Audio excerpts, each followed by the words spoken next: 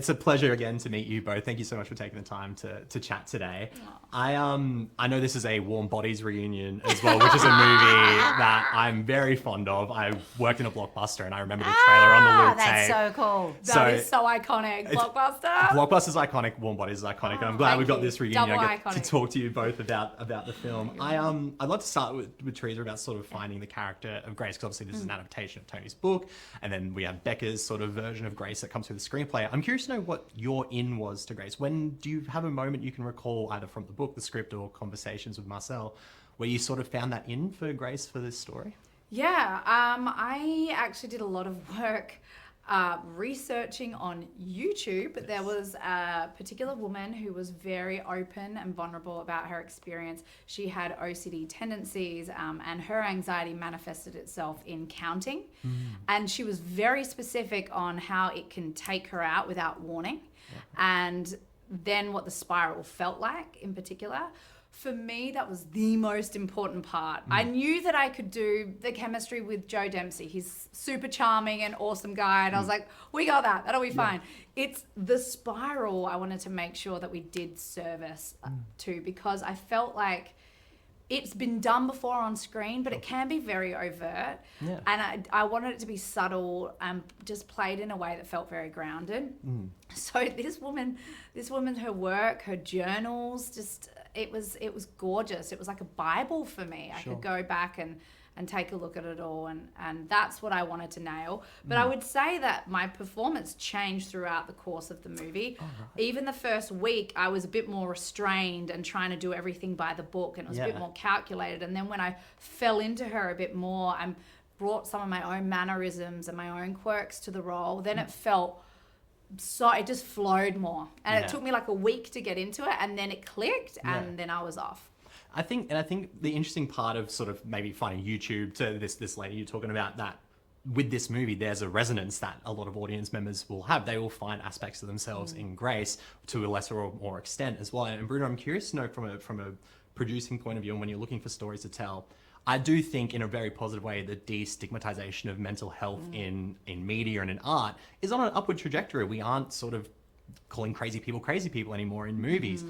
But you also get to kind of explore it through a rom-com lens. And I'm curious to know how that accessibility helps to tell stories like this that have such grounded themes. Yeah, I think that's a big part of, honestly, how it found its way eventually. Right. Now, when I say it found its way, it took 14 years, so it wasn't fast. But I think you're onto something, because I think the timing is always right, actually, when you end up making movies. And I think that there's a generation now that I think just, like, everything's normalized in a way that, like, we don't. You know what I mean? Like, young people are, like, kind of fucking great. They're just like, Everything's chill now. Yeah, like, everything's chill, and I think in a really good way. And I think for me, I obviously make a lot of stuff with complicated women at the center, but I also, don't like our movies to be boxed into like just for women, for instance. Sure. And I think this is another example, a little bit like my movie Wild, where like, in some ways everyone's broken, right? So I think that there's so many touch points to Grace for people. And I think that with the lens of a rom-com, people can really relate to. Yeah. And I think ultimately, rom-com or not rom-com, because it's a hard one, this one. It is like, it's definitely romantic dramedy, right? If you had to give it a name, which, That's good. Don't like to I'll steal that. box anything. Yeah. But I think ultimately, whatever the genre, I wanted something to be just like really hopeful and like, for people to come out and see that, you know, you'll find your way, and like sometimes leaning into who you are is a great thing. I think that complexity is something audiences crave, right? Because what I really did love about this film, and something I appreciated, is that it's a romance viewed, like it's an adult lens, it's a mature lens. And sometimes, they all have their place, and it serves story when you have like a bit of a PG, sanitized look at romance. Yeah. But we have complex adults who swear, have sex. Like, these are things that adults do. And these, and I'm curious to know, as a performer, is there a freedom in exploring a mature relationship in that way, and especially one that feels so grounded in this reality? Oh, definitely.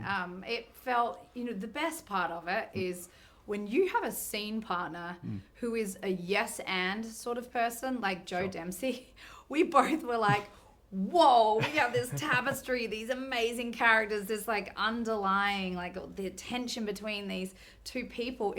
There's so much here to work with. And then I'm in partnership with him as two performers. Yeah. And he gave me a soft, safe place to land. Right. So that meant that I could be as wild and free and liberated as a performer. Like some of the dance sequences, mortifying. So hard Sure, yeah. to just be like, wee, and just go for it. But it needed that. Yeah. They needed to feel uninhibited with one another. Yeah. So that it was this refreshing dynamic and something that Grace hasn't experienced before. Yeah.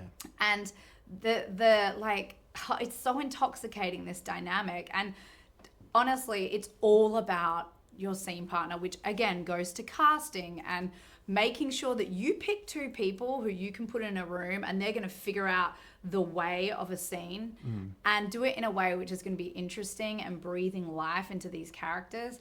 And so that's her department. That's what Bruna's going to do, and Marcel. And I just felt so grateful to have Joe, because it meant the performance, it came so much easier because it was the two of us in this dance together. And audiences feel that authentic chemistry as well. And we spoke a little bit about how the resonance of this film, people will see themselves. Fiction and movies for me have played a massive part in my understanding of my own emotions, of other people's perspectives and stuff.